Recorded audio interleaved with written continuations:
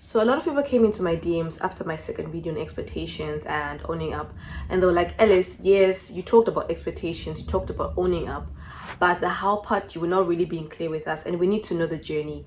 We need to know what you did. And I felt compelled because I'm like, okay, so there's someone out there who needs to know what I did. That of course it's not a bed of roses if you're taking ownership.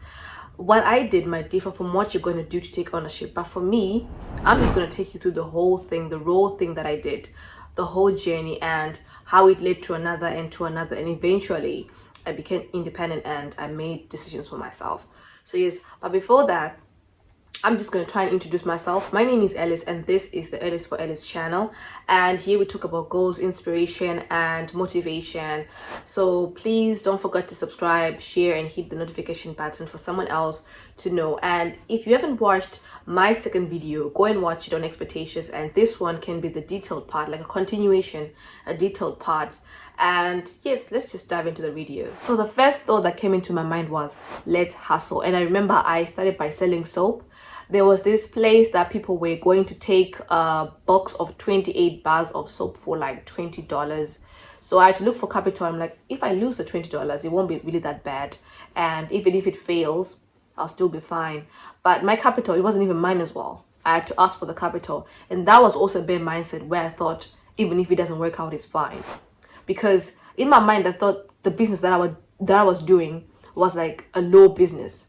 And a lot of people suffer from this because people look down upon some other hustles because they're not like worldly recognized, they're not put out there. But if you're starting to take ownership and you know you come from a background whereby you're supposed to scramble your way up to the top, you have to start from somewhere, and even if it means it's low. And some people don't want to go through it.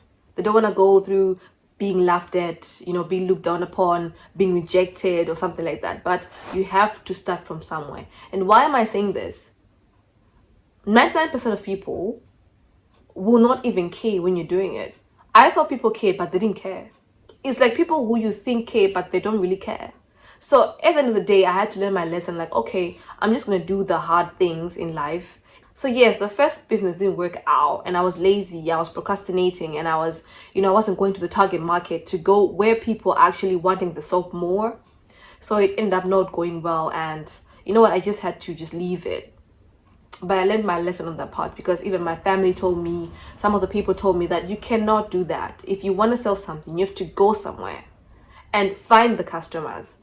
But you know what, at the end of the day, we learned. That was my first hustle. So after my first hustle had failed, I decided to start selling maize, and some people call it corn. It depends with the region, the terminology. But in my country, in Zimbabwe, we call it maize, and it was like the raw item, and it was in season. So I was being told that, you know what, it's on demand, so do it.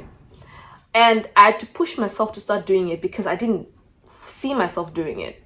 I'm like, you know what, this looks like a low type of hustle. Should I do it? But trust me, I had to just do it. And it wasn't easy. I'm not going to tell you that it was a bed of roses. I had to think through. I had to sometimes, duck and, I didn't want people to see me that I'm selling this thing. And with this type of business, this type of hustle, I had to be there.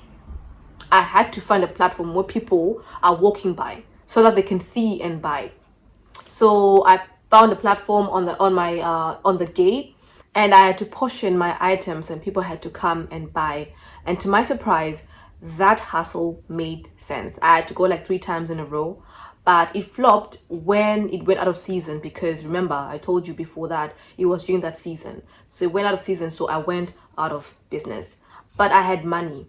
But after the hustle, it led me to another hustle that I did. It wasn't a hustle really, but it was a way to save my money.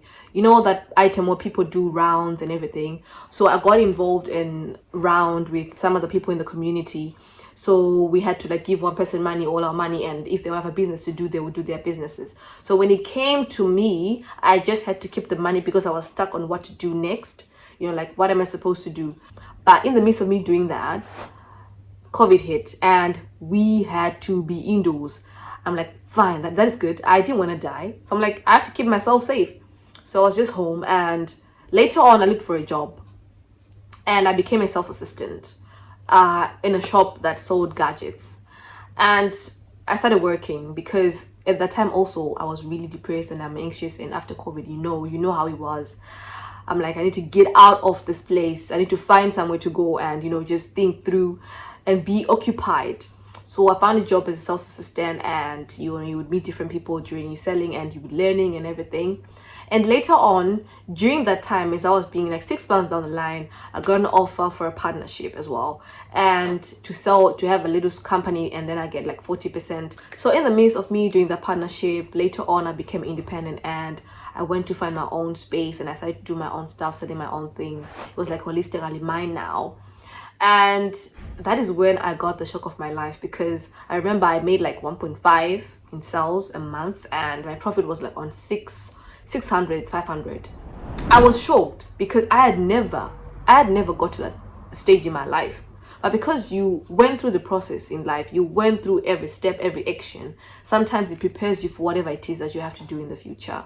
I was so grateful, and that is why I'm also recording this video, for someone out there to know that you have to start from somewhere.